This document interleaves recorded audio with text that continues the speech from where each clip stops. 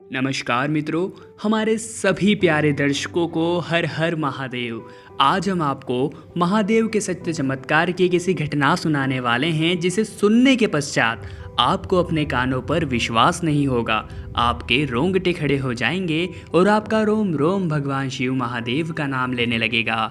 दोस्तों, आज की सत्य चमत्कारी घटना को हमारे साथ साझा किया है प्रहलाद जी वर्मा ने, जो कि यूपी के एक कस्बे उन्नाव के रहने वाले हैं। और आज इन्होंने हमारे साथ जो घटना शेयर की है, जब हमने इसे जाना तो हमें भी विश्वास नहीं हुआ, परंतु आप हमें सुनकर बताइए क्या आप इस घटना पर विश्वास करते हैं। तो आइए शुरू करते हैं, वीडियो को अंत तक देखते रहिए। तो दोस्तों, प्रहलाद जी ने हमें बताया कि बहुत समय पूर्व मेरे पास एक हथनी हुआ करती थी जिसका नाम था लक्ष्मी। एक समय लक्ष्मी गर्भवती थी और उसने हाथी को जन्म दिया जिसका नाम हमने रामू रखा। उसके थोड़े ही समय बाद लक्ष्मी का देहांत हो गया और रामू तब से मेरे साथ है। मैंने हमेशा से इसका पालन पोषण अपने बच्चे के समान किया है और हर परिस्थिति में इसका मैं पूरा ध्यान रखता हूँ। पर एक बार रामू के साथ एक ऐसी घटना घटी जिसके कारण हमारे पूरे परिवार की आंखों में आंसू आ गए थे, और यही घटना आज मैं आप सभी को बताने वाला हूँ। दोस्तों, यह बात है उस समय की जब रामू की हाइट तकरीबन उसकी माँ के समान हो चुकी थी और वे काफ़ी वयस्क के समान दिखने लगा था। चूँकि कहते हैं ना, हाथी का पेट कभी भी नहीं बढ़ता, इसलिए हम उसे खिलाते खिलाते थक जाया करते थे, तो कभी कभी पास ही में कहीं चराने भी ले जाया करते थे। तब मुझे नहीं पता था कि पास ही के किसानों ने अपनी फसलों की सुरक्षा करने के लिए, ताकि कोई भी उनकी फसलों को क्षति ना पहुंचा सके, अपनी फसलों के आसपास जहरीले फल बिछा रखे हैं। इस बात का अंदेशा मुझे भी नहीं था और रामू तो ठहरा एक भोला भाला हाथी। उसने जाने अनजाने में उन फलों का सेवन कर लिया और जोर जोर से सिंघाड़ने लगा। थोड़े ही समय के पश्चात मैंने सोचा रामू को ये क्या हो गया है। तभी मेरी दृष्टि उन जहरीले फलों की ओर पड़ी और मेरा दिमाग चकरा गया कि कहीं रामू ने इन्हें खा तो नहीं लिया। दोस्तों, प्रहलाद जी ने हमें बताया कि मैं आपको मेरी स्वयं देखी बता रहा हूँ। उस समय रामू की स्थिति बहुत ज़्यादा खराब हो गई थी। उन जहरीले फलों का असर उसके मस्तिष्क पर हो चुका था और वो जोर जोर से सिंघाड़ने लगा था। यहाँ तक कि उसने मुझ पर भी हमले का प्रयास किया और मुझे साइड में धकेलकर वो तेज शहर की ओर दौड़ने लगा। दोस्तों, चारों ओर अफरा तफरी मच चुकी थी। मैं भी रामू के पीछे उसकी स्थिति को संभालने के लिए उसके पीछे निरंतर दौड़ता चला जा रहा था। वो देखते ही देखते बाजार में प्रवेश कर गया, जो कि बहुत भयावह हो सकता था। इतना बड़ा हाथी मेरे से संभालना आसान नहीं था। मैं तो ठहरा महादेव शिव का अनन्य भक्त। मैंने उन्हीं को याद किया और उन्हीं से प्रार्थना की कि हे महादेव, मेरे रामू की रक्षा कीजिए। वो एक निस्वार्थ हाथी है और वे कभी किसी का बुरा नहीं चाहता और न ही कभी किसी को परेशान करना चाहता है। भावनात्मक रूप से उसके साथ कुछ गलत हो गया है। ऐसे कहते कहते मैं रामू को रोकने के लिए उसके पीछे भागा। तब तक रामू उस शहर में प्रवेश कर चुका था और बीच मार्केट में वे फलों की और सब्जियों की जो गाड़ियाँ थी उन्हें निरंतर ध्वस्त करता जा रहा था। सभी लोग बहुत ज़्यादा परेशान हो गए थे और उन्होंने वन विभाग की टीम को कॉल कर दिया था।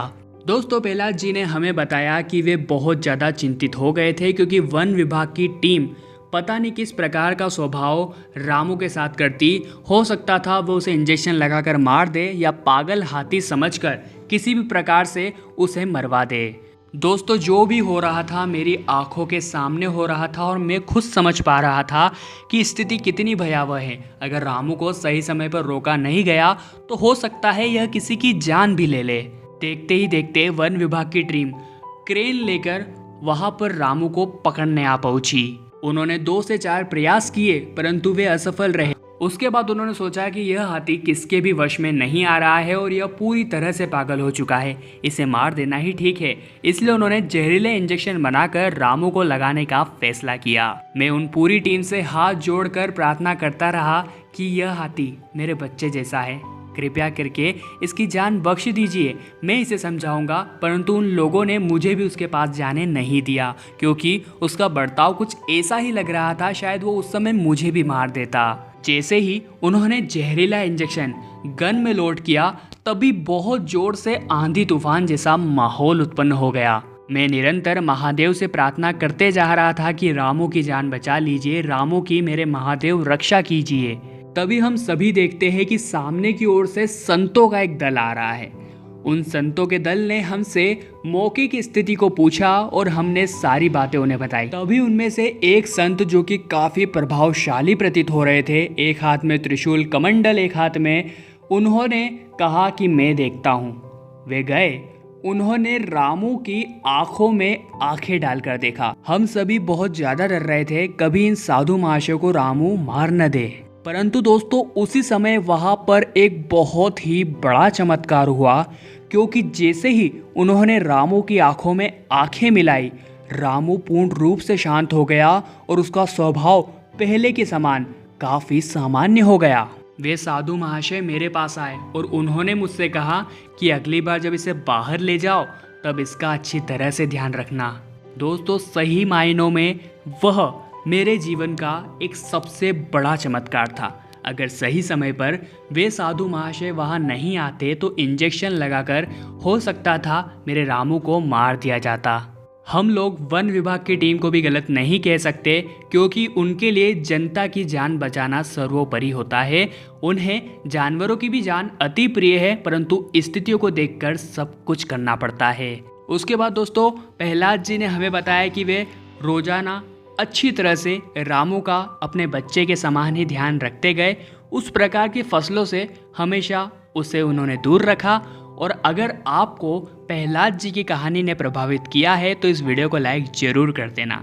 अगर आपकी भी कुछ इसी प्रकार की चमत्कारिक घटना है और आप हमारे साथ शेयर करना चाहते हैं तो हमारे इंस्टाग्राम पेज महादेव मिरेकल को अभी फॉलो कीजिए। साथ ही में इस चैनल को सब्सक्राइब भी कीजिए नीचे लाल कलर का बटन दबाकर, ताकि आपको हमेशा ऐसी घटनाएं प्राप्त होती रहें जिससे आपको बहुत कुछ सीखने को मिले। अभी के लिए आप सभी भक्तों को हर हर महादेव।